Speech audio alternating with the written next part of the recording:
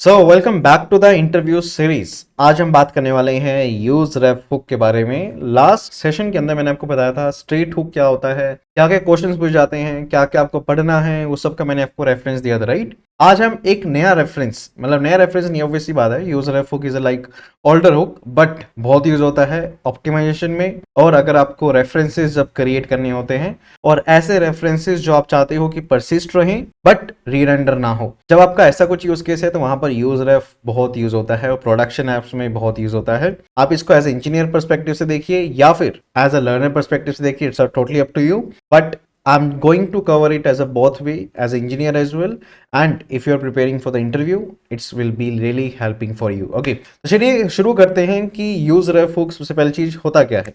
देखिए, use ref hook basically एक hook है। हुक क्या होता है? हुक आपको पता ही है कि ऐसे कुछ फंक्शंस रिएक्ट के अंदर जो स्पेसिफिक टास्क करते हैं। आई hope you can C my screen. चलिए शुरू करते हैं कि यूज रेफ हुक सबसे पहली चीज होता क्या है। ऑब्वियसली बात है, ये एक हुक है और आपको हुक का मतलब पता ही होगा। वैसे ही use ref hook is just a hook. अब ये काम क्या करता है? सबसे पहली चीज, persistent mutable storage. As I said कि ये एक तरह का रेफरेंस वेरिएबल क्रिएट करता है। यू ऑलरेडी नो कि वेरिएबल्स क्या होते हैं। Variables are like your storage, right. आपके प्रोग्राम की स्टोरेज है। जस्ट लाइक स्टेट वेरिएबल है, नॉर्मल जेएस वेरिएबल है, वैसे ही आपके पास एक और वेरिएबल आता है, that is a reference variable. तो ये बेसिकली एक तरह का ऐसा वेरिएबल है जिसमें आप डेटा को परसिस्ट कर सकते हो, म्यूटेबल म्यूटेबल बना सकते हो। म्यूटेबल यू ऑलरेडी नो कि आपका डेटा चेंज हो सकता है, बट अगर आप स्टेट के साथ थोड़ा सा कंपेयर करते हुए चलोगे तो स्टेट आपको अलाउड नहीं करता कि आप डेटा को म्यूटेट करो, राइट। जस्ट लाइक अगर आप स्टेट के अंदर कोई ऑब्जेक्ट या फिर एरे को स्टोर करते हो तो एज यू नो कि arrays and objects are already mutable, but if those are inside a state variable तो आपका स्टेट का सिंपल सा रूल है कि आप स्टेट के अंदर कुछ भी स्टोर करो, it should be followed as a non mutable variable. मतलब कि चाहे वो म्यूटेबल है, लाइक ऑब्जेक्ट अगर आप शो करते हो तो म्यूटेबल है, एज आई सेड कि उसको आपको समझना है कि नॉन म्यूटेबल है और हमेशा उसे रिप्लेस करना है। लास्ट वीडियो के अंदर बताया था। बट अगर मैं यूज रेफ हुक वेरिएबल की बात करें तो यूज रेफ हुक में ऐसा कुछ सीन नहीं है। ये चाहता है कि जो आप डेटा स्टोर करो म्यूटेबल होता है, फर्स्ट थिंग। और एज आई सेड कि म्यूटेबल है तो अगर आप उसे चेंज भी करोगे तो आपकी स्क्रीन पे री रेंडरिंग नहीं होगी। स्क्रीन पे री रेंडरिंग नहीं होगी, बट अगर लेट सपोज आपकी कंपोनेंट के अंदर एक रेफरेंस वेरिएबल है और दो तीन स्टेट वेरिएबल है, और एज यू नो कि अगर स्टेट वेरिएबल चेंज होता है using a set state function तो आपकी री रेंडरिंग होती है। बट री रेंडरिंग के दौरान जब री रेंडर्स होते हैं, लेट सपोज फर्स्ट रेंडर और सेकंड रेंडर के बीच में आपने कोई रेफरेंस वेरिएबल बनाया था और रेफरेंस वेरिएबल के अंदर कोई डेटा स्टोर करा है, तो रेफरेंस वेरिएबल का डेटा जो है वो रीसेट नहीं होगा अगर आप उसे चेंज करते हो तो। मतलब कि रेफरेंस वेरिएबल्स आपके बिटवीन री रेंडर्स के बीच में डेटा को रीसेट नहीं करते हैं, just like a normal JavaScript variable. अगर आप सोच के देखो कि आपको ना कई बार ना मतलब नए बिगिनर्स को लगता भी है कि reference variable are like normal JS variable, but अगर वो नॉर्मल जेएस वेरिएबल नहीं होते तो why an extra code for creating an use reference hook. हम मतलब रिएक्ट क्यों ही बनाता यूज रेफ हुक अगर उसका काम ही सिंपल एक नॉर्मल जेएस वेरिएबल होता तो। हाँ, लगने को लगता है, फील होता है कि नॉर्मल जेएस वेरिएबल है, कि नॉर्मल री रेंडरिंग नहीं होती just like a normal JS variable, but इसके अंदर सबसे मेन चीज क्या है कि अगर आप इसके अंदर डेटा स्टोर करते हो तो वो परसिस्ट रहता है। परसिस्ट मतलब जो चेंज नहीं होता बिटवीन री रेंडर्स, बट वहीं पे जेएस वेरिएबल जो होता है वो बिटवीन री रेंडर्स आपका डेटा रीसेट कर देता है। Let me show you an example as well. तो सबसे पहली चीज, एक रेफरेंस वेरिएबल बनाने के लिए आपको करना क्या है? सबसे पहले आपको क्या करना है, यूज रेफ हुक को इंपोर्ट कर लेना है। यूज रेफ हुक को जैसे आप इंपोर्ट करोगे तो सबसे पहले आपको एक वेरिएबल का नाम डिफाइन करना है। लेट्स सपोज अगर आप कोई काउंट के ऊपर काम कर रहे हो तो काउंट और लास्ट में लगा देना रेफ, तो काइंड ऑफ ये बन गया यहाँ पे काउंट रेफ, ठीक है। तो हम रेफ लगाने का ऐसा कोई सिंटेक्स वाला सीन नहीं है, आप कुछ भी लगा सकते हो।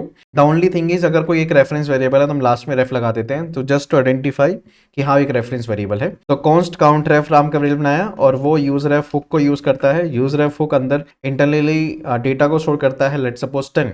अब यहाँ पे जो आपने 10 रखा है वो इस काउंट रेफरेंस वेरिएबल का एक तरह से बोल सकते हो स्टार्टिंग डेटा है। आपको पता है एक नॉर्मल वेरिएबल को जैसे हम इनिशियलाइज करते हैं किसी डेटा के साथ, सेम कॉन्सेप्ट से यहाँ पे आपने एक रेफरेंस वेरिएबल बनाया काउंट रेफ और उसको अपने स्टार्टिंग डेटा देते हैं, दैट इज 10, ठीक है।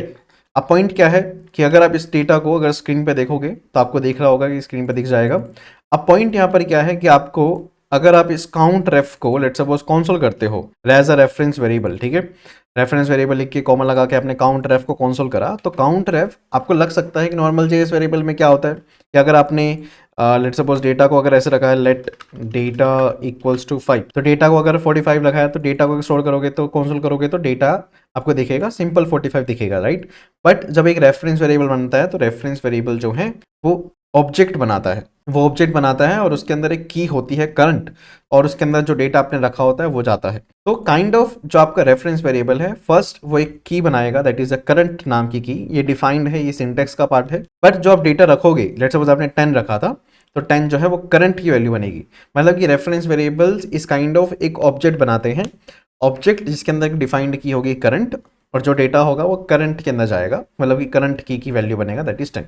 ओके, अब लेट्स सपोज अगर मैं कोई डेटा को चेंज कर देता हूँ, लेट्स से मैं यहाँ पे अब थोड़ा सा लॉजिक लिखता हूँ, तो यहाँ पर मैंने इसको बंद करा और अब मैं यहाँ पर एक बटन भी ऐड कर देता हूँ, एक हैंडलर भी ऐड कर देता हूँ। ऑन क्लिक पे मैं क्या करूँगा, काउंट रेफ डॉट करंट, ठीक है, उसकी वैल्यू क्या करूँगा, काउंट रेफ डॉट करंट +1 जो बनेगी वो वैल्यू उठाएंगे, उसमें +1 करेंगे और वो काउंट रेफ डॉट करंट की वैल्यू के साथ अपडेट कर देंगे। अब जैसे normal JS normal state variable में आपको पता है कि आपको सेट स्टेट नाम का फंक्शन होता है, वो यूज करना पड़ता है, राइट। बट इसके अंदर वो सीन नहीं है। अगर आपको चेंज करना है, एज आई सेड कि म्यूटेबल होता है, तो म्यूटेबल में अगर आपको चेंज करना है तो काउंट रेफ डॉट करंट ही आप डायरेक्टली यूज करो, क्योंकि काउंट रेफरेंस ऑब्वियसली एक ऑब्जेक्ट बना है, तो उसके अंदर आपको डायरेक्टली करंट को यूज करना है और वैल्यू आपको चेंज कर देनी है डायरेक्टली। ओके, तो काउंट रेफ +1 जो वैल्यू बनेगी उसके अंदर +1 होगा, लाइक 10 है तो 10 + 1 दैट इज 11, वो 11 जो है काउंट रेफ की वैल्यू बन जाएगी। दूसरी चीज, जब एक रेफरेंस वेरिएबल चेंज होता है, इट डज नॉट ट्रिगर अ री-रेंडर। और अगर आपको थोड़े से, अगर आप कच्चे खिलाड़ी हो रिएक्ट के अंदर, तो आपको पता होना चाहिए कि अगर आपको स्क्रीन अपडेट करनी है, यू शुड गेट अ री-रेंडर। मतलब कि अगर आप चाहते हो कि let's suppose reference variable change हो और स्क्रीन पर अपडेट हो जाए, स्क्रीन पर अभी क्या दिख रहा है, 10 दिख रहा है, मैं अगर चेंज कर दूं और 10 का 11 तो हो जाएगा, अगर रेफरेंस के अंदर तो चेंज हो गया, ठीक है, 10 से 11 हो गया, बट डोंट थिंक कि वो स्क्रीन पर भी अपडेट होगा। रीजन, क्योंकि reference does not create a re-render. Just like a state variable, आपका डेटा अगर चेंज होगा तो री-रेंडर होगा, बट इसमें नहीं होगा। क्यों? क्योंकि ये रेफरेंस है। रेफरेंस आर स्पेसिफिकली उनको यूज किया जाता है फर्स्ट आपकी री रेंडरिंग्स के बीच में। अभी जैसे मैं अभी स्टेट वेरिएबल्स का यूज करके मल्टीपल री रेंडर्स ऐड करता हूं, उस केस में भी आपके जो रेफरेंसेस हैं वो डेटा को परसिस्ट रखते हैं, आपका डिफॉल्ट पे नहीं सेट होता, या फिर उनका डेटा क्रैश नहीं होता, या फिर कह सकते हो आप डेटा जो है वो रीसेट नहीं होता, ठीक है। अब लेट्स सपोज मैं यहाँ पे अगर चेंज करता हूँ तो वैल्यू तो चेंज होगी। मैं अगर इसको हर क्लिक पे कंसोल भी करा देता हूँ, एज ए सेट की स्क्रीन पर अपडेट तो नहीं होगा, ठीक है, तो मैं यहाँ पर क्या करता हूँ, काउंट रेफ डॉट करंट को कंसोल भी करा देता हूँ हर स्टेप पे जब भी अपडेट होगा। तो ऑब्वियस सी बात है, हाँ स्क्रीन पर नहीं तो चलो ठीक है, but we will get the update on console, right. तो लेट्स सपोज यहाँ पे आप देख पा रहे हो 11 12 13 16 18 हो गया, वैल्यू चेंज हो रही है, क्लियर है बात। अगर आप इसको बाहर यहाँ पर अगर एक सिंपल सा एक लॉग लगा देते हो जिसमें लिखा हुआ है रेंडरिंग, तो आपको समझ आएगा कि जितनी बार रेंडरिंग रेंडरिंग दिखेगा, इसका मतलब है कि स्क्रीन रेंडर हुई है। अभी जैसे मैंने अपनी एप्लीकेशन को रिफ्रेश करा है, आई डिडंट री रेंडर। रिफ्रेश और री रेंडर में फ़र्क होता है। रिफ्रेश का मतलब होता है कि पूरी एप्लीकेशन एक तरीके से बिल्कुल जीरो से स्टार्ट कर दी, उसको रिफ्रेश बोलेंगे। री रेंडर का मतलब होता है कोई स्पेसिफिक कंपोनेंट आपका दोबारा से चला है, मतलब उसका अंदर का जो फंक्शन था वो दोबारा से एग्जीक्यूट होगा, that is non as a rerender. Okay, अब लेट्स सपोज मैंने अपडेट करा, पहले आप देख पा रहे हो अपडेट हो रही है, री रेंडरिंग बार बार नहीं आ रहा, मतलब आपका अगर लॉग बार बार नहीं आ रहा। री रेंडरिंग का मतलब क्या होता है, फंक्शन दोबारा चलना। और अगर फंक्शन दोबारा से नहीं चल रहा, फंक्शन अगर चलेगा, just like in state variable में चलता है फंक्शन, तो उसमें कंसोल्स दिखते हैं, बट इसमें नहीं चलता क्योंकि it's a reference variable, right. अब मैं इसका एक सिंपल सी पावर, आपको एक रियल पावर दिखाता हूँ कि रियल पावर क्या है। रियल पावर क्या है आपको दिखेगी when you create a state variable. Okay, तो मैं यहाँ पर क्या करता हूँ, काउंट स्टेट नामक एक वो बनाता वेरिएबल, और सेट काउंट स्टेट नाम का इसका फंक्शन रख दिया, और यूज स्टेट को मैंने यहाँ पे कॉल कर दिया, और इसके अंदर भी मैं 10 को स्टोर कर देता हूँ, ठीक है। और मैं यहाँ पर रख देता हूँ अपडेट रेफ काउंट, ठीक है, और ऐसे ही एक बना देते हैं अपडेट स्टेट काउंट, ठीक है जी। अब आ जाते हैं दूसरी चीज, हेलो वर्ल्ड 2 रेफरेंस वेरिएबल है ना, ये रेफरेंस वेरिएबल की स्क्रीन पे दिख रहा है आपको। वहीं पर मैं अगर इसमें hello world 2 state variable, state variable को दिखाते हैं, इसमें करंट नहीं होता स्टेट वेरिएबल में, ऑलरेडी नो। तो स्टेट वेरिएबल को अगर मैं काउंट स्टेट यहाँ पे दिखा दूँ और करंट वरंट हटा दूँ मैं यहाँ पे, इसमें करंट तो सिस्टम होता नहीं है काउंट में, मतलब स्टेट में नहीं होता। यहाँ पे यूज़ करना पड़ेगा आपको सेट काउंट स्टेट, जिसमें आपको लगाना पड़ेगा प्लस प्लस काउंट स्टेट लगा के आपका चेंज हो जाएगा, ठीक है। आपको सिंपल सा लॉजिक है, आपको पता ही होगा। अब देखिए, अब अगर मैं रिफ्रेश करता हूँ, क्लियर, मैंने एक बार काउंट अपडेट करा, assignment constant variable, oh okay, मैं प्लस प्लस यूज कर रहा हूँ तो ऑब्वियस ही बात है वो कांस्टेंट है तो सीन हो रहा है। ठीक है, इसको एक बार लेट कर देते हैं। Clear, no worries. स्टेट को अपडेट करा, देखो वैल्यू अपडेट हो रही है। जब जब अपडेट हो रहा है तो रीरेंडरिंग भी आ रहा है। मतलब रीरेंडरिंग का क्यों बोल रहा है, क्योंकि वो ऑब्वियसली बात है स्टेट वेरिएबल है तो वहाँ चल रहा है तो ये आपको बार बार दिखा रहा है। ठीक है, आपको रेफरेंस वेरिएबल भी बार बार स्क्रीन पे दिख रहा होगा। ठीक है, अब अगर मैंने रेफरेंस को अपडेट करा, रेफरेंस अपडेट हो गया। एक बार मैं स्टेट अपडेट कर देता हूँ। देखो रेफरेंस एक स्क्रीन समझो कि रेफरेंस वेरिएबल परसिस्ट रहा जब भी आपने रीरेंडरिंग करी। रीरेंडरिंग का मतलब क्या होता है, स्क्रीन दोबारा से चली, स्क्रीन दोबारा से चली, आपके जो काउंट रेफरेंस थे वो दोबारा से बनने चाहिए थे, वो यूज रेफरेंस दोबारा से 10 पे सेट होना चाहिए था। बट एज आई सेड कि काउंट यूज रेफरेंस परसिस्ट होते हैं, वो डेटा को चेंज नहीं होने देते, वो परसिस्ट करते हैं, मतलब कि डेटा को रीसेट नहीं करने देते। यहीं पर एक रियल पावर अनलॉक होती है कि आपको एक ऐसा जीएस वेरिएबल चाहिए, एक ऐसा रेफरेंस जीएस वेरिएबल चाहिए जो डेटा परसिस्ट रखे, डेटा को बिटवीन री रेंडर, जस्ट लाइक अभी स्टेट ने री रेंडर करा कंपोनेंट को, देखो कितनी बार रेंडर कर दिया। स्टिल अगर आप एक बार अपडेट रेफ काउंट देखोगे तो आपको अभी भी जो वैल्यू है अपने 17 पे सेट करती है। दोबारा से एक बार स्टेट अपडेट करोगे तो री रेंडरिंग होगा, री रेंडरिंग पे आपको एक बार लेटेस्ट वैल्यू दिखेगी बिकॉज आपने कॉन्सोल करा रखा है काउंट रेफ को, तो आपको दिखेगा कि काउंट रेफ के अंदर अभी 17 है, मतलब डेटा रीसेट नहीं हो रहा। और ये बहुत यूज होता है जब आपको आईडीज बनानी होती है, जब आप बैकग्राउंड टास्क रन करते हो, जब आपको बैकग्राउंड टाइमर शेड्यूल करने पड़ते हैं, तब आप चाहते हो कि रेंडर्स होते रहे, कोई बात नहीं, बट यू वांट कि ऐसा सिस्टम चाहिए मुझे कि मुझे बिटवीन री रेंडर्स भी वो डेटा जो है स्टोर रहे। ये मेन कॉन्सेप्ट है। मेन कॉन्सेप्ट ये नहीं है, मोस्टली इंटरव्यू में पूछा जाएगा कि रेफरेंस वेरिएबल क्या होता है। बहुत बिगिनर्स बोल के आ जाते हैं कि भाई like reference variable are use to access DOM, और डॉम को चेंज करने के लिए यूज होता है। हाँ, डॉम को चेंज करने के लिए यूज होता है, मना नहीं है, बट उसका मेन काम सिर्फ डॉम नहीं है, उसका मेन काम है एक ऐसा वेरिएबल बनाना जो परसिस्ट रहे बिटवीन री रेंडर्स, और अगर आप उसे चेंज करो तो एक नया री रेंडर वो ट्रिगर ना करे। बहुत मेन सिंपल सी लाइन है और जो एग्जैक्ट डेफिनेशन है एक रेफरेंस वेरिएबल की। आई hope you got my point. ठीक है, चलिए नेक्स्ट टॉपिक पे आते हैं।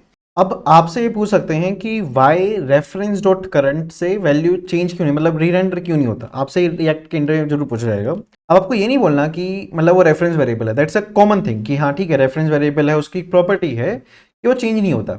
बट अगर मैं रिएक्ट के इंटरनल वे से पूछूं कि why means how, like why it doesn't change, right, तो उस केस में आपको बोलना है, उस केस में आपको समझना ही पड़ेगा कि जब हम एक रेफरेंस वेरिएबल बनाते हैं, when you create a reference variable, वो एक रेफरेंस है, एक रिएक्ट के लिए उसका एक रेफरेंस है, राइट। अब जब एक रेफरेंस वेरिएबल में म्यूटेशन होती है, म्यूटेशन मतलब लेट्स सपोज आपने चेंज करा, ये म्यूटेशन है, ठीक है, क्योंकि आपने काउंट रेफ डॉट करंट को चेंज करा, वो एक म्यूटेशन हुई, ठीक है। म्यूटेशन के बाद भी उसका जो रेफरेंस है रिएक्ट के लिए वो सेम रहता है। और रिएक्ट के अंदर जब रीरेंडरिंग प्रोसेस होती है, रीरेंडरिंग प्रोसेस के लिए रिएक्ट यूज करता है रिकॉन्सिलेशन प्रोसेस। रिकॉन्सिलेशन एल्गोरिथम आपको शायद ना पता हो। रिकॉन्सिलेशन एल्गोरिथम यूज होता है जब आपको स्क्रीन पर कुछ भी रीरेंडर कराना है, मतलब कोई फंक्शन रीरेंडर होगा तो वो आपका रिकॉन्सिलेशन एल्गोरिथम को ही यूज कर रहा होगा। अब यहाँ पर जो आपके रेफरेंसेस ही सेम है, मतलब चाहे आपने म्यूटेशन करा है नहीं करा है, आपके रेफरेंस का जो डेटा है वो सेम रहता है फॉर रिएक्ट। तो दैट्स वाई वो रिएक्ट उसे री रेंडरिंग के अंदर नहीं लेकर आते, क्योंकि रिकॉन्सिलेशन एल्गोरिथम मांगता है कि जब डेटा का रेफरेंस चेंज होगा then only that a function get rerender. अब इसका एग्जांपल मैं आपको स्टेट के थ्रू बताता हूँ। स्टेट के अंदर भी सेम ही स्टेट बार बार लगा रहे हो, लेट्स सपोज मैं आपको दिखाता हूँ कि आप सेट काउंट स्टेट में बार बार काउंट स्टेट ही सेट कर रहे हो, तो आपको क्या लगता है यहाँ पर भी री रेंडरिंग होगी? मतलब आप स्टेट तो चेंज कर रहे हो ना, ये देखिए, ये देखो, अगर आप दोबारा से ही सेम स्टेट बार बार वही सेट कर रहे हो, यू कैन सी दैट री रेंडरिंग अभी भी नहीं हो रही।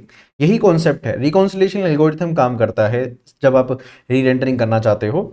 वाई? बिकॉज रिकॉन्सिलेशन एल्गोरिथम को चाहिए कि एक्चुअल डेटा चेंज हो, एक्चुअल रेफरेंस चेंज हो। स्टेट में जब तक आप डेटा एक्चुअल में चेंज नहीं करोगे री रेंडरिंग नहीं होगी। ये एक तरह का ऑप्टिमाइजेशन है जो रिएक्ट के अंदर बाय डिफॉल्ट होता है। Same thing you need to understand with reference variable.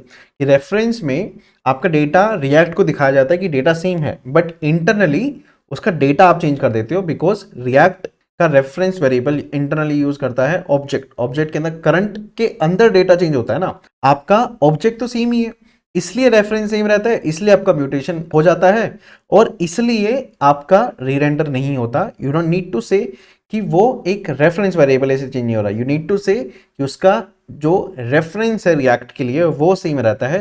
That's why it doesn't change the value. और जैसे कि मैंने बताया कि बहुत कॉमन इसका यूज केस है, that is having into a DOM. ठीक है, कि आप डॉम के अंदर सेट कर दो कि डॉम के वेरिएबल को डॉम को चेंज कर सकते हो using creating a reference variable.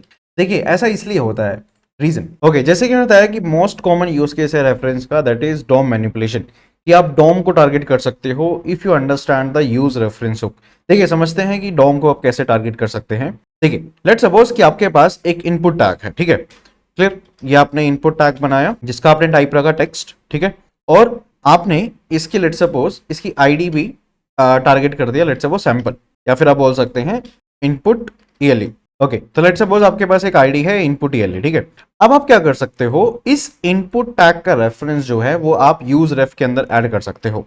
देखिए करना कैसे है, आप सबसे पहले जैसे मैंने इसका काउंट का रेफरेंस बनाया ना, वैसे ही आप क्या करोगे, इसका इनपुट रेफ बना लो, ठीक है, और यूज रेफ को सेटअप कर दो, ठीक है।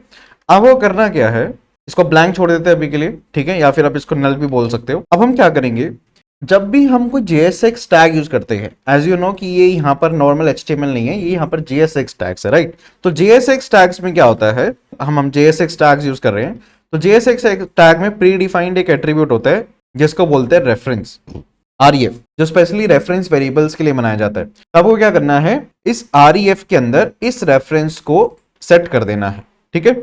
अब क्या हुआ है, अब कुछ ऐसा हुआ है कि इस पूरे इनपुट टैग का रेफरेंस इस इनपुट रेफ के अंदर जा चुका है, इनपुट रेफ के ऑब्जेक्ट के करंट की के वैल्यू के अंदर इस इनपुट रेफ का रेफरेंस है। If you want to see you just go and console, ठीक है, इनपुट, और हम यहाँ पर क्या करेंगे, इनपुट रेफ यूज करेंगे, ठीक है। ओके देन, तो अब यहाँ पे देख पा रहे हो कि यहाँ पे इनपुट टैग आ गया। अब इनपुट टैग तो आ गया, साथ में देख रहे हो current reference of input is now this object, और उस ऑब्जेक्ट के अंदर अब वो इनपुट टैग का पूरा डॉम है, ठीक है। एज यू नो कि अगर आपके पास डॉम एक्सेस हो गया तो आप चीजें कर सकते हो। लेट्स से अगर मैं यहाँ पर मतलब मैं कुछ भी कर सकता हूँ, because now we have the whole reference inside the input ref, right. Just like एक तरीके से आप ये समझो कि आपने एक HTML और JS है, और HTML का आईडी यूज करके आपने JS के अंदर गेट एलिमेंट बाय आईडी से उस एलिमेंट को एक्सेस ले लिया, वैसा ही कुछ सेम चीज यहाँ पर हुई है। लेट्स से अगर मैं बोलता हूँ कि मुझे एक बटन बनाना है और मेरे को क्या करना है, लेट्स सपोज इस बटन में लगाना है, या फिर आप बोल सकते हो let's say I want to focus on element, है ना। तो मैं यहाँ पर क्या करूंगा, फोकस ऑन ELE का बटन बना देता हूँ और ऑन क्लिक पे एक फंक्शन चलाएंगे, ठीक है। और एज यू नो कि इस पूरे इनपुट टैग का रेफरेंस किस में है, उस REF के अंदर है, तो मैं यूज करूंगा input ref dot current, current के अंदर वो डॉम का एक्सेस है, और as we know this current is basically that input tag, और इनपुट टैग पे फोकस करने के लिए यूज होता है फोकस फंक्शन, ठीक है। तो देखो जैसे इस पे क्लिक करेंगे, देखो फोकस हुआ ना इस पे ऑटोमेटिकली, देखो क्लिक करा फोकस हो गया, है ना। या फिर मैं लेट्स सपोज इसमें बोल सकता हूँ कि करंट के अंदर वो इसका डॉम है ना, तो अपन यहाँ पर क्या बोलेंगे, dot let's say dot inner text, है ना। तो इनर टेक्स्ट लेट्स सपोज मैं सेट कर देता हूँ हिमांशु, क्लियर। तो जैसे ही मैंने सेट करा, सॉरी इनर टेक्स्ट नहीं चलेगा, सो ऑब्वियस सी बात है, इनपुट टैग है, यहाँ पे वैल्यू चलेगी, ठीक है। तो क्लिक करेंगे, ये देखो वैल्यू क्लिक करा, वैल्यू चले गई हिमांशु। तो basically that is like a very common use case of input reference, that you can get the value that you can control the whole tag DOM inside a ref variable। बहुत common use case है, that's why बहुत लोग यही बोलते हैं कि भाई ये जो रेफरेंस है ना, इसको स्पेसिफिकली सिर्फ उसी के लिए यूज किया जाता है, डॉम मैनिपुलेशन के लिए, बट नॉट दैट ओनली। इसके बहुत सारे यूज केस, जैसे मैंने आपको स्टार्टिंग में बताया, टाइमर्स बनाना, बैकग्राउंड टास्क को हैंडल करना, ऑप्टिमाइजेशन भी कर सकते हो आप इससे, इससे ऐसे डेटा को स्टोर कर सकते हो, हाइड कर सकते हो, जिसमें आप चाहते हो कि आपकी रेंडरिंग के बीच में वो डेटा परसिस्ट रहे, है ना। तो बहुत जगह पे इसका यूज केस बनता है, ठीक है। अब डॉम की बात की जाए तो बहुत पूरा टैग, जैसे लेट्स सपोज आप वीडियो टैग बना रहे हो, ठीक है, तो वीडियो टैग का प्ले पॉज करना, इससे कर सकते हो। आपको क्या बेसिकली आपको यहाँ पर डॉम मैनिपुलेशन के लिए यूज करते हो, तो आपको पहले डॉम आनी चाहिए, बिकॉज एट द एंड आपका एलिमेंट जो है वो डॉम के अंदर जाएगा, ठीक है। तो आपको डॉम मैनिपुलेशन आनी चाहिए ताकि आप इनपुट रेफ डॉट करंट के बाद उस डॉम को यूज करके उस पूरे एलिमेंट को कंट्रोल कर सकते हो आप, है ना। ओके, जैसे कि मैंने आपको पार्ट 1 के अंदर समझाया था कि कंपोनेंट की लाइफ साइकिल होती है, राइट, वैसे ही इसके अंदर भी एक लाइफ साइकिल होती है। जैसे कि मैं आपको एक सिंपल सी चीज दिखाता हूँ, जैसे मैं एक बार रेफरेंस करता हूं, मैंने एक बार रिफ्रेश करा, ठीक है, रिफ्रेश करते ही reference of input is coming to current null, right, null दिख रहा है आपको यहाँ पे, हाँ, थोड़ी देर बाद वो इनपुट सेट हो जा रहा है, but if you just see that कि जैसे ही अगर मैं इसको रिफ्रेश करता हूँ, यहाँ पर जो करंट की वैल्यू नल जा रही है। हाँ, इसको अगर ओपन करोगे तो सेट हो जाती है, because it's just like for the first time it is getting null. क्योंकि देखो फंक्शन जो है वो ऊपर से नीचे चलेगा, ऊपर से नीचे चलेगा तो उसमें क्या होगा, इनपुट रेफ जो है वो वेरिएबल ऑब्वियसली बात है नल है, आपने नल पे सेट करा था। आप उसको थोड़ी देर बाद ही क्या कर लेते, नीचे जाती है 3-4 लाइन बाद उसको करंट रेफरेंस को इनपुट करा देते हो, है ना। ठीक, लाइक यहाँ पर आप देख पा रहे हो, यहाँ पे जब आप उसको कंसोल कराते हो तो वो ऑब्वियसली बात है वो जो नल की है वो नल दिखाएगा, ठीक है। बट हाँ, जब ये चीज रेंडर हो जाएगी तो उसके बाद वो अपडेट होगा स्क्रीन पे, ठीक है। Now if you want to do that something like कि जब वो स्क्रीन पर माउंट हो जाए, जब वो कंपोनेंट माउंट हो जाए, उसके बाद आप कुछ रेफ अपडेट करना चाहते हो, in that case you have to use use effect. Just like आप क्या करोगे, यूज इफेक्ट नाम का हुक यूज करेंगे, ठीक है। हुक के अंदर आप क्या करोगे, that you will call a call back function, as you know like use effect के अंदर होता है, और एक ब्लैंक डिपेंडेंसी अरे, और लेट सपोज मैं क्या करना चाहता हूं, I just make the background colour to black of this one, है ना। तो एज यू नो कि जो इफेक्ट्स होते हैं वो हमारे रेंडर होने के बाद चलते हैं, राइट। तो एज वी नो कि यूज इफेक्ट चाहे हमारे रेंडर और रिटर्न से ऊपर है, बट स्टिल यूज इफेक्ट के जो फंक्शंस होते हैं वी ऑलरेडी नो कि वो हमारे रेंडर होने के बाद चलेंगे, ठीक है। तो यहाँ पर सीन क्या बनेगा, इनपुट रेफ, ठीक है, इनपुट रेफ डॉट करंट, ठीक है, और style dot background colour, let's say I make it black, see refresh करा, it is coming to black, okay. Now ऐसा क्यों हो रहा है कि एकदम ब्लैक, वैसी बात है, ये बहुत स्पीड अप चीज है, ठीक है। पहले आपका जैसे लेट्स सपोज रेफरेंस बनाया, सबसे पहला स्टेप था रेफरेंस बना होगा, ठीक है। उसके बाद वो फिर रेफरेंस को आपने कंसोल कराया, फिर आपका जो कंपोनेंट है वो माउंट हुआ, मतलब वो स्क्रीन पर रेंडर हुआ, रेंडर होने के बाद उसका रेफरेंस इनपुट रेफरेंस सेट हुआ, ठीक है, इनपुट रेफरेंस वेरिएबल के अंदर सेट हुआ वो इनपुट टैग। फिर उसके बाद एज वी नो कि इफेक्ट लास्ट में रन होते हैं, तो इफेक्ट ने क्या करा, लास्ट में उस इनपुट रेफ को पिक करा, क्योंकि उस केस में उस टाइम तक रेफरेंस जो है वो नल नहीं है। स्टार्टिंग में आपको नल दिख सकता है, can be null, it can feel null, but when just rendering just happen, मतलब जब रेंडर हो चुका होगा, जब आपके वो टैग्स स्क्रीन पे आ चुके होंगे, तो ऑब्वियसली बात है उसके बाद तो कहाँ वो ब्लैंक रहेगा, वो रेफरेंस उसका सेट हो जाएगा, ठीक है।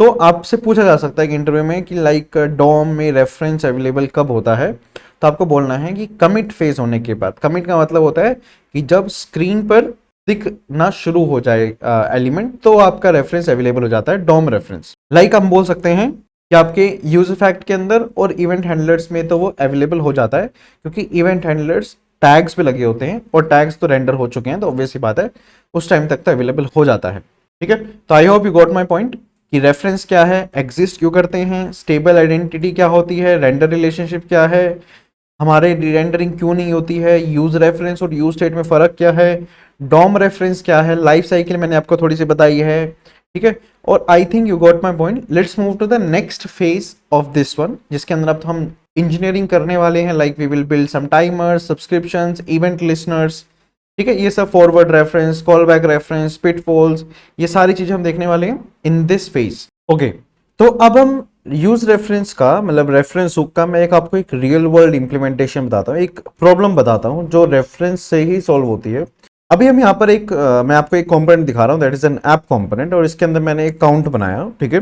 और यहाँ पर एक फंक्शन है हैंडल क्लिक, जो क्या करता है, सेट टाइम आउट करता है काउंट को, बट मींस ये सेट टाइम आउट करेगा एक फंक्शन को काइंड ऑफ, जो 3 सेकंड बाद चलेगा, और ये 3 सेकंड बाद कंसोल लॉग को चलाएगा और उसके अंदर काउंट होगा, ठीक है। अब यहां पर सीन क्या है कि अगर मेरे पास दो बटन है, इंक्रीज बटन जो क्या करता है, सेट काउंट करता है काउंट +1, और एक बटन है लॉग आफ्टर 3 सेकंड्स बटन, जो क्या करेगा, क्लिक पे हैंडल क्लिक को चलाएगा, और handle click set time out function को एग्जीक्यूट करेगा, और वो काउंट को कंसोल करेगा, but the only thing is time एक साथ नहीं करेगा, मतलब execute like you can say it will not execute it when you click, it will take 3 seconds to execute, okay. तो लेट्स सी कि आउटपुट क्या बनता है, ठीक है। लेट्स से आपको यहाँ पे स्क्रीन देख पा रही है, मैंने यहाँ पे इंक्रीज करा और लॉक करा after 3 seconds, very simple thing. अगर मैं कुछ नहीं करता हूँ, काउंट 1 आपको स्क्रीन पे मतलब कंसोल में दिख रहा है, ठीक है। अब अगर मैं यहां पर फिर से लॉक पे क्लिक कर दूं और मैं यहां पर बहुत सारा इंक्रीज मार दूं, but you will still see कि काउंट अभी 1 है। अगर मैं दोबारा से क्लिक करता हूं लॉक पे और फिर एक बार इंक्रीज कर देता हूं, तो काउंट अब आ गया है 11 पे। मतलब ये जो काउंट कंसोल कर रहा है, मतलब ये जो वैल्यू कंसोल कर रहा है log after 3 seconds, it is basically consoling that last render जब इसका फंक्शन जो कंपोनेंट के साथ इनिशियलाइज हुआ था। अब सीन क्या होता है, सीन में वो सिंपल चीज बताता हूं। यू नीड टू अंडरस्टैंड कि एक स्टेट वेरिएबल, ये जो स्टेट वेरिएबल होता है वो उसके जब रेंडरिंग होती है ना, जब स्क्रीन पर रेंडर होता है, एवरीथिंग इज न्यू। ठीक है, everything is new in the sense कि नई स्टेट बनेगी, नया फंक्शन एग्जीक्यूट होगा, नया फंक्शन इनिशियलाइज होगा, नया फंक्शन, नया डेटा, नया यूआई स्क्रीन पर दिखेगा। It means that everything is new if you are creating, if you are dealing with a state variable. और जब भी आप रेंडर करते हो तो हर एक चीज नई होती है, हर चीज पुराने रेंडर के साथ और नए रेंडर के बीच में ऐसा नहीं होता कि उनका कोई रिलेशनशिप होता है। जो पुराने रेंडर पे था वो वही रहता है, और जो आप दोबारा रेंडर करके जो स्क्रीन पे देखता है वो नई चीज आती है। जस्ट लाइक कि अगर रेंडर 1 पे जो हैंडल क्लिक इनिशियलाइज हुआ था वो रेंडर 1 के लिए ही है, अब रेंडर 2 पे अगर आपका हैंडल क्लिक इनिशियलाइज हुआ है, ठीक है, तो वो रेंडर 2 के लिए है। अगर वो रेंडर 3 पे इनिशियलाइज हुआ है तो वो रेंडर 3 के लिए है। तो मतलब यहां पर बोल सकते हो कि यहां पर 3 फंक्शंस हैं, हैंडल क्लिक जो रेंडर 1 के लिए है, हैंडल क्लिक जो रेंडर 2 के लिए है, हैंडल क्लिक जो रेंडर अब 3 के लिए है। तो 3 फंक्शंस तीनों अपने अपने रेंडर्स के लिए हैं। तो स्टेट बेसिकली काम करती है स्नैपशॉट बेसिस पे कि जब इस हैंडल क्लिक को चलाया गया तो उस टाइम पे वो रेंडर कौन सा था, ये नहीं कि लेटेस्ट वैल्यू क्या है, नहीं, ये हैंडल क्लिक कौन से रेंडर पे स्क्रीन पर इनिशियलाइज हुआ। तो ये हैंडल क्लिक जब चला, मतलब जब इस पे क्लिक करा गया, जब चलाया गया, तो ये कौन से रेंडर के साथ एग्जीक्यूट होगा। लेट सपोज मैं यहां पर अगर अभी क्लिक करता हूं तो ये रेंडर 12 को पिक करेगा एज अ एग्जीक्यूटर। जैसे मैंने क्लिक करा, ये इसने हैंडल 12 रेंडर को एज अ एग्जीक्यूटर पिक करा। मैं एक बार फिर से रिफ्रेश करता हूं, एक बार एक दो बार इंक्रीज कर दिया मैंने, ठीक है। मैंने अगर यहां पर अभी क्लिक कर दिया लॉग आफ्टर 3 सेकंड्स, तो जैसे ही मैंने क्लिक करूंगा ये फंक्शन अब उस रेंडर के लिए एग्जीक्यूट होगा। बट अगर मैं देखो यहाँ पे इंक्रीज कर देता हूं, लेट्स सपोज मैं फिर से क्लिक करता हूं और फिर से एक दो बार मैं इंक्रीज कर देता हूं, सी इट डजंट मीन कि ये अपडेटेड वैल्यू दिखाएगा स्क्रीन पे, no, it will show that specific render value, because यहां पर आप स्टेट के साथ डील कर रहे हो, you are consoling a state variable. तो स्टेट के साथ क्या होता है, state works on a snapshot, कि जब ये हैंडल क्लिक चला था तो उस टाइम पे उस रेंडर पे क्या स्टेट थी। जैसे कि मैंने अगर इस पे अभी क्लिक करा है तो इस टाइम पे अभी जो स्टेट है दैट इज एन 8, बट अगर मैं इसको इंक्रीज कर देता हूं डजंट मीन कि अब ये लेटेस्ट वैल्यू पिक कर लेगा, क्योंकि जब ये चला था तो उस टाइम पे उस स्टेट की snapshot that was 8। That's why यहां पर अभी स्टेट के साथ क्या हो रही है, स्टेल प्रॉब्लम हो रही है, इसको बोलते हैं स्टेल प्रॉब्लम। अब अगर इसको फिक्स करना है, you want a state variable but you want to fix that our set timeout should pick the latest value, right? So in that case this is a state problem, it will be fixed with only a reference variable. Now what you have to do is कि यहाँ पर आप क्या करेंगे, use ref hook को import करिए, ठीक है, और यहाँ पर आप क्या करेंगे, इनपुट या फिर कह सकते हो काउंट रेफ नामक एक वेरिएबल बनाइए, ठीक है, और यूज रेफ हुक को मैं यहाँ पे यूज करता हूँ और मैं यहाँ पर वैल्यू पास कर देता हूँ काउंट, या फिर अभी के लिए नल पास कर देते हैं। बट हमारा सीन क्या होगा कि हम काउंट रेफ के करंट को सेट कर देंगे काउंट की वैल्यू, ठीक है, और हम कंसोल में अब काउंट नहीं कंसोल करेंगे, अब यहाँ पर हम काउंट रेफ डॉट करंट को कंसोल करेंगे। अब देखो मैंने अगर इस पे लॉक कर दिया तो जो भी लेटेस्ट वैल्यू होगी उसको ही पिक करेगा। अगर मैं फिर से कॉल करता हूँ, मैं फिर से इंक्रीज कर देता हूँ, it will pick the latest value. Now you tell me like why, आप मुझे कमेंट सेक्शन में बता सकते हो मेरे बताने से पहले, but still let me tell you कि ऐसा क्यों हो रहा है। देखिए ऐसा इसलिए हो रहा है क्योंकि जैसे मैंने आपको बताया था कि रेफरेंसेस जो होते हैं वो ऑब्जेक्ट बेस्ड होते हैं। फर्स्ट थिंग वो ऑब्जेक्ट बेस्ड होते हैं, उनको आप चेंज कर सकते हो, म्यूटेट कर सकते हो, all the things, right. Second thing, third thing that is it can persist and it will not change between rerenders, rerenders रीरेंडर्स में ये रीसेट नहीं होते हैं, राइट। जैसे मैंने आपको बताया था सेम कॉन्सेप्ट यहीं पर वही यूज हो रहा है। यहां पर हमने क्या करा कि जो भी रेंडर था लेट्स सपोज मैंने 3-4 बार रेंडर करा, होता क्या है कि जो फंक्शन है ये तो उसी स्टेट के लिए चलता है, राइट। यू ऑलरेडी नो कि स्टेट हैंडल क्लिक जिस स्टेट के साथ इनिशियलाइज हुआ था, जिस स्टेट के साथ था, तो ये उसी के लिए चलेगा, उसी स्टेट को ही कंसोल करेगा, राइट। अब यहाँ पे सीन क्या हो रहा है, हम यहाँ पर उस काउंट को लेट्स सपोज मैंने काउंट को 4 बार इंक्रीज कर दिया, काउंट की वैल्यू 4 बार रेंडर होगी तो चारों बार ये क्या करेगा, अपडेट करेगा, काउंट रेफरेंस के करंट को काउंट से अपडेट कर दिया, 4 बार अपडेट कर दिया। अब सीन क्या है कि काउंट जैसे ही अपडेट होगा, काउंट के रेफरेंस में वो वैल्यू जो है म्यूटेट हो चुकी है, चेंज हो चुकी है, करंट की वैल्यू चेंज हो गई। अब हैंडल क्लिक क्या कर रहा है, handle click is not dealing with a state anymore, वो स्टेट को प्रिंट नहीं करा रहा, वो रेफरेंस के करंट को प्रिंट करा रहा है जो जस्ट अभी चेंज हुआ है लेटेस्ट वैल्यू के साथ। Because you are not dealing with the state, you are dealing with a reference variable जो आप इमीडिएटली म्यूटेट कर सकते हो, चेंज कर सकते हो।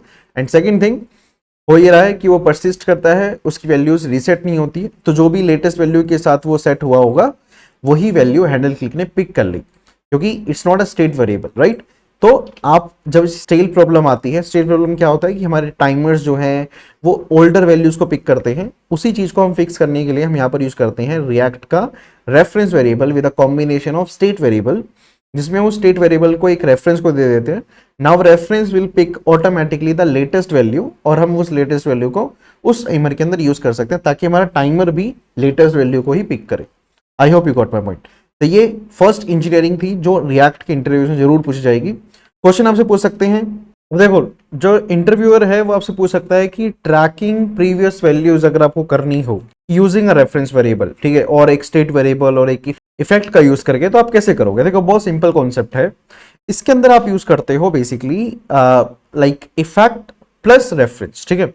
होता क्या है कि लेट्स सपोज यहाँ पे आप क्या देख पा रहे हो, रिस्टार्ट करते हैं इसे। लेट्स सपोज इंटरव्यू आपसे पूछता है कि अगर आपको एक प्रीवियस वैल्यू ट्रैक करनी है तो वो आप रेफरेंस का यूज करके कैसे कर सकते हो।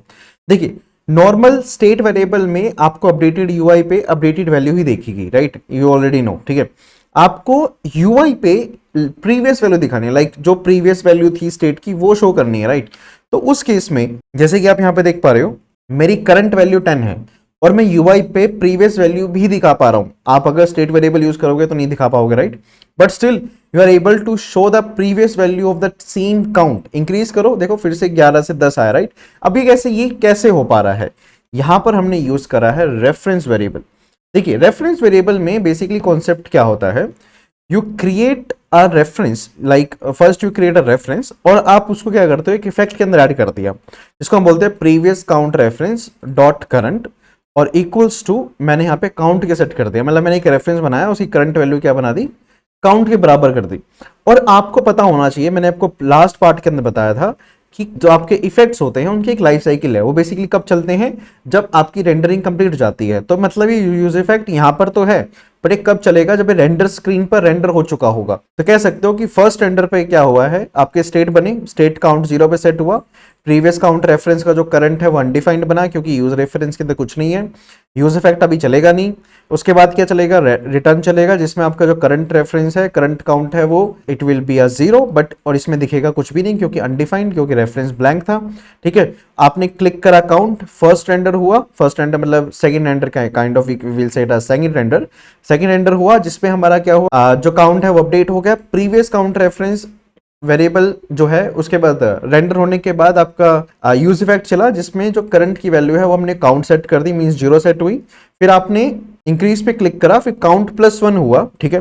काउंट +1 होने के बाद आपका काउंट अपडेट हो गया। अब फिर से काउंट अपडेट होने के बाद यूज इफेक्ट चला, रेंडर होने हो गया, स्क्रीन पे करंट वैल्यू दिख गई, करंट वैल्यू 1 दिखी, प्रीवियस वैल्यू 0 दिखी। अब यूज इफेक्ट ने क्या करा, बैकग्राउंड में अपना रेंडर होने के बाद फिर से इसको चलाया, जिसमें प्रीवियस काउंट रेफरेंस की करंट वैल्यू क्या बनाई, काउंट के बराबर। अब काउंट की वैल्यू 2 हो चुकी है, फिर आपने फिर से क्लिक करा, काउंट की वैल्यू 3 हो गई, काउंट की लेटेस्ट वैल्यू 3 है, बट इसने चलने के बाद स्क्रीन पर दिखने के बाद इसने लास्ट वैल्यू दी थी, राइट, बिकॉज ये आपके यूज इफेक्ट जो होते हैं वो रेंडर होने के बाद चलते हैं, इसलिए ऐसा हो रहा है यहाँ पर। देखिए अभी स्टार्टिंग 0 से हुई, एज यू नो कि प्रीवियस काउंट तो ऑब्वियसली बात है अनडिफाइंड ही रहेगा।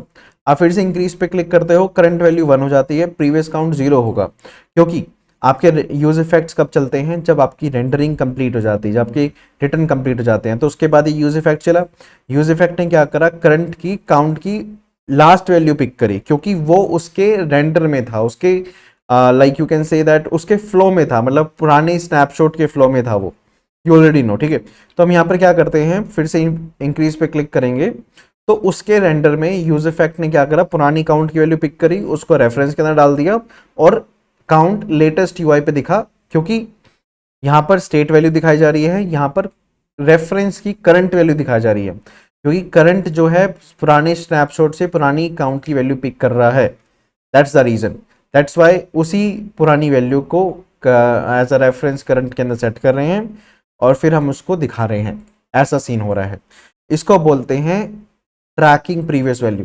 ठीक है, अब इसका फायदा क्या क्या होता है, इसको जब आप सीख लेते हो अच्छे से, जब इसको इंप्लीमेंट कर लेते हो, तो आप ट्रैक कर सकते हो प्रीवियस प्रॉप्स को, क्योंकि सेम थिंग करनी है आपको, इफेक्ट के अंदर सेट कर देना है प्रीवियस राउट्स को, प्रीवियस एपीआई का रिस्पॉन्स क्या था, प्रीवियस फॉर्म हिस्ट्री क्या थी, मीन्स जस्ट जो स्टेट है लेटेस्ट है ना, उससे जस्ट पहले का अगर आपको डेटा चाहिए, you have to use this system कि आप उसको यूज फैक्ट के अंदर डालो, एक का रेफरेंस बनाओ और पुरानी उसी स्टेट को करंट के अंदर सेट कर दो।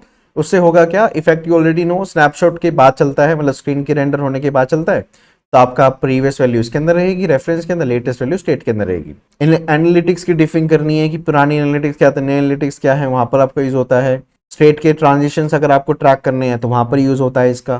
ठीक है, तो अब यूज रेफरेंस का हुक आपको मैं अभी प्रैक्टिकली दिखा रहा हूँ कि कहाँ कहाँ पर उसका यूज है। अब देखो, यूज रेफरेंस का हुक जो है वो ज्यादा यूज होता है जब आप बेसिकली काम कर रहे हो टाइमर्स के साथ।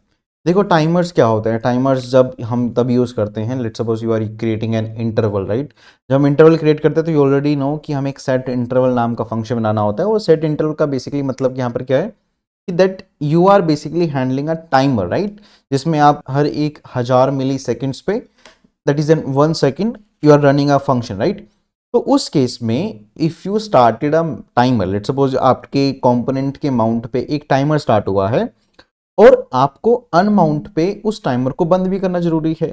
इफ लेट्स सपोज एक कंपोनेंट ने एग्जीक्यूशन स्टार्ट करी, उसके एग्जीक्यूशन पे एक टाइमर चालू हुआ, एंड यू शुड अंडरस्टैंड कि जो टाइमर्स होते हैं वो जावा स्क्रिप्ट के मेन थ्रेड के साथ एग्जीक्यूट नहीं होते, मतलब एग्जीक्यूशन इन द सेंस कि उनको हैंडल करता है ब्राउजर की वेब एपीआईज। नाउ जब आप टाइमर्स को बिल्ड करते हो, वो टाइमर्स जब आप आपकी एप्लीकेशन की माउंटिंग पे स्टार्ट होते हैं, जब आपकी एप्लीकेशन अनमाउंट होती है, वो स्टिल वो बैकग्राउंड में रन करते हैं। अब उस केस में आपको एज अ अच्छे इंजीनियर आपको क्या करना चाहिए, उन टाइमर्स को क्लियर करना चाहिए। जैसे कि इस टाइमर को स्टार्ट करने के लिए सेट इंटरवल होता है, उसी तरीके से टाइमर को बंद करने के लिए क्लियर इंटरवल फंक्शन भी होता है। तो क्लियर इंटरवल फंक्शन को आपको एक टाइमर आईडी प्रोवाइड करनी है।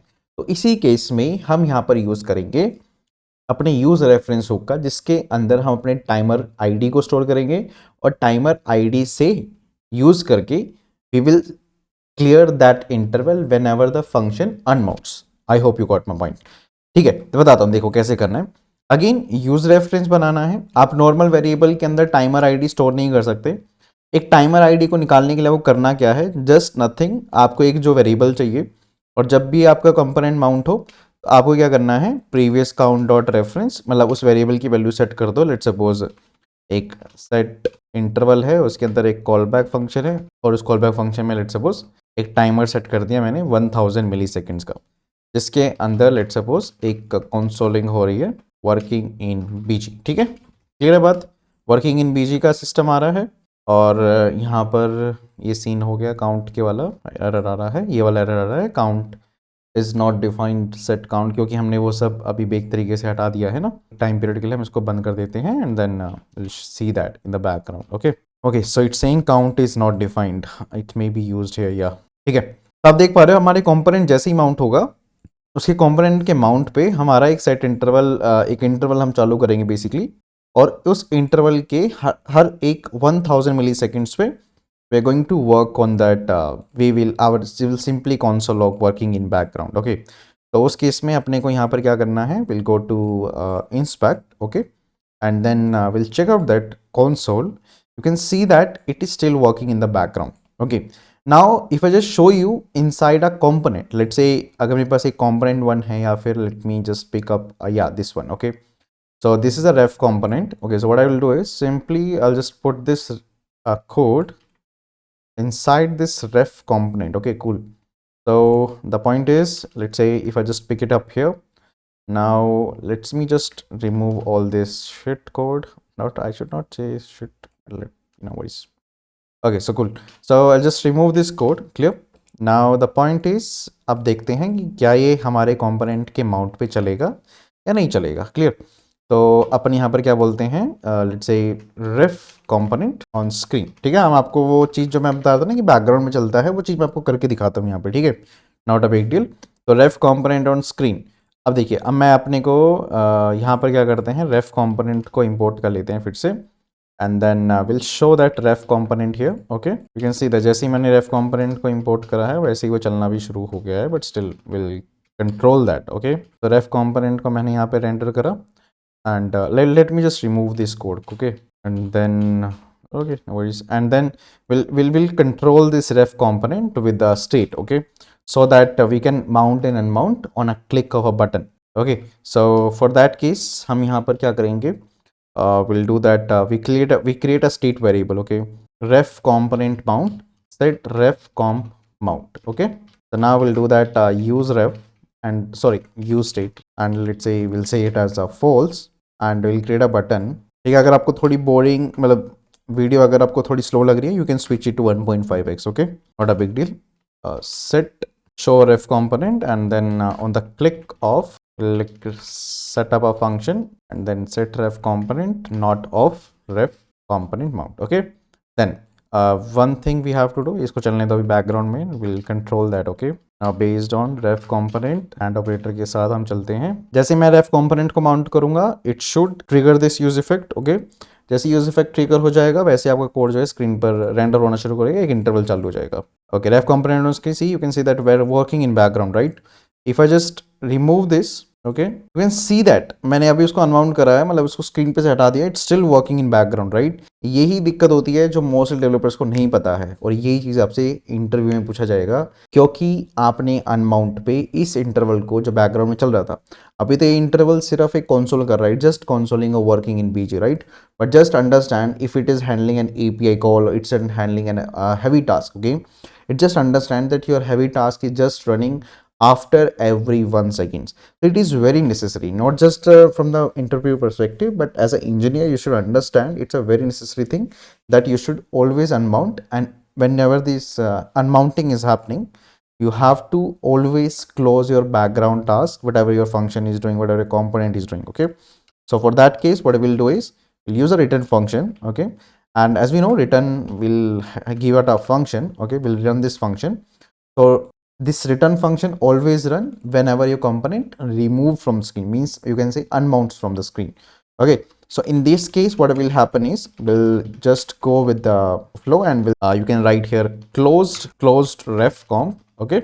and यहाँ पर हम सिंपल सा काम करते हैं, क्योंकि हमारे प्रीवियस काउंट रेफरेंस के करंट के अंदर ये इंटरवल की आईडी है। If you want to see that, no worries, will just a simple thing, आप यहाँ पे प्रीवियस कंपोनेंट के करंट को यहाँ पर कंसोल करा लेंगे, ओके। एंड देन उसके बाद हम यहाँ पर एक क्लियर इंटरवल फंक्शन यूज़ करेंगे, and will use this previous component then dot current, okay. तो क्लियर इंटरवल फंक्शन से हमारा इंटरवल जो है वो क्लियर हो जाएगा, ओके।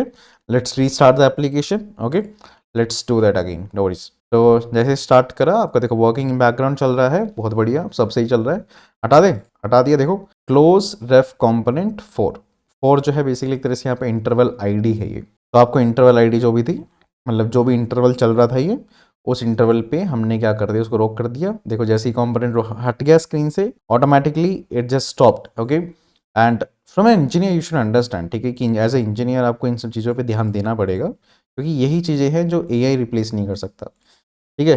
क्योंकि कोडिंग करना या फिर जस्ट दैट कि आपको अपने टॉपिक की समझ होनी चाहिए, उसको कैसे यूज़ करना है as an engineer, okay. So no worries, okay, I think you got my point कि how the things are working, okay. ठीक है, आगे चलते हैं। आपको समझ आ रहा होगा कि हमने रेफ कंपोनेंट को, रेफ वेरिएबल को कैसे एक टाइमर के लिए यूज़ करा, ओके। ऐसे बहुत सारे यूज़ केसेस होते हैं। देखो मैंने पूरा यूज़ रेफरेंस जो है पूरा कवर कर दिया है। आपको इसमें थोड़ी और चीज़ें हैं जो मैं आपको एक एक करके बता देता हूँ, कि जो आपको थोड़ी बहुत पढ़नी पड़ सकती हैं, थोड़ा सा पढ़ लेना, ज़्यादा कुछ नहीं है, बस चीज़ें रिपीट हो रही हैं, बट थोड़े अलग अलग यूज़ केसेस हैं, मतलब केसेस है, मतलब मैं आपको समझा रहा हूँ कि अलग अलग केसेस है कि जहाँ जहाँ पर यूज़ रेफरेंस का और यूज़ होता है, but they are all same now, right now, okay. तो जैसे मैं आपको बताता हूँ कि इवेंट लिसनर्स और यूज रेफ के अंदर बहुत यूज़ होता है। इवेंट लिसनर्स जो होते हैं ना हमारे जावास्क्रिप्ट के अंदर, इवेंट लिसनर, जब आप इवेंट लिसनर्स ऐड करते हो, जैसे जूम इन जूम आउट का इवेंट हो गया, स्क्रॉल इवेंट हो गया, एंड माउस ओवर इवेंट हो गया, माउस डाउन इवेंट हो गया, तो उस पर आप जब रजिस्ट्रेशन करते हो लेट्स सपोज किसी फंक्शन की, तो उसके बारे में आप पढ़ना कि इवेंट लिसनर्स और यूजर एफ को आप कैसे यूज कर सकते हो साथ में, ठीक है। और साथ में दूसरा टॉपिक है that is mutable flags pattern, की कौन कौन सी म्यूटेबिलिटी है जिन पे आपको काम करना है, रेस कंडीशंस कैसे चेक करनी है, माउंटेड चेक्स कैसे करनी है, कैंसिल लॉजिक्स को कैसे लिखना है, ये सारी चीज़ें, ठीक है। बट ये जब ऐसा है कि बहुत कम पूछा जाता है, but the only thing is you need to understand कि जितना मैंने बताया है उतना मोर देन इनफ है। अगर आपको इतना आता है that is more than enough, okay. Imperative DOM APIs के बारे में पढ़ना आप, ठीक है। और कॉमन इंजीनियरिंग पैटर्न्स है जैसे कि scroll restoration, web socket persistence, abort controller resistance persistence, previous props के बारे में मैंने बता दिया, म्यूटेबल कैशेस के बारे में बता दिया, but the concept is still same, concept change नहीं हो रहा, कॉन्सेप्ट वही है, तो चीज़ें वही हैं, but the only thing is कि आपको थोड़ा सा और जो है थोड़ा सा और डेप्थ में खुद जाने की कोशिश करना, ठीक है। इंटरव्यू क्वेश्चंस बता देता हूँ कि जैसे स्टेल क्लोजर्स कैसे होते हैं, मतलब कैसे, how stale closures happen, why stale closures happen, how does use reference solve stale closures, why use reference for timers, how to store previous values, why use ref useful in event listeners, ठीक है। ये सब चीज़ें आप पढ़ना, आपको ये सारी चीज़ें समझ आएंगी। आप छोटी मोटी चीज़ें हैं, ज़्यादा कुछ नहीं, जितना मैंने आपको बताया है। यहाँ पर यूज रेफ हम यहाँ पर ख़त्म करते हैं। If you are a beginner, if you want to understand the full stack engineering by personal mentorship, इस नंबर पे आप कॉन्टैक्ट करिए, नहीं तो reactivecourse.in/101 मेंटरशिप पे आप जाइए, वहाँ पे जाके आप फॉर्म फिल कर सकते हैं। मैं आपको पर्सनली कॉन्टैक्ट करूँगा and will have a personal mentorship sessions on full stack engineering, front end, back end, anything you want to learn, okay.